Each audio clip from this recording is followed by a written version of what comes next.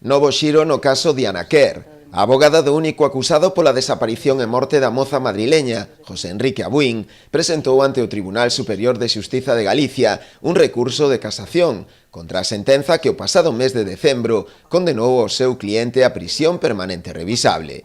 Fernanda Álvarez considera que se vulneraron todos os dereitos e garantías do seu defendido, polo que pide a nulidade do xuízo e que este volva a repetirse. Segundo recolle esta fin de semana a Voz de Galicia e posteriormente outros medios de comunicación, a avogada do Chicle considera que as probas recadadas durante o xuízo foron subxectivas, en algúns casos falsas. Sinala ademais que o proceso estivo marcado por unha absoluta contaminación mediática, chegando mesmo a calificalo como a propio da xustiza medieval, xa que, segundo ela, en ningún momento se respetou o dereito á presunción de inocencia do seu defendido. Ante esta situación, reclama a súa nulidade e que se devolva a causa á Audiencia Provincial e se celebre un novo xuízo.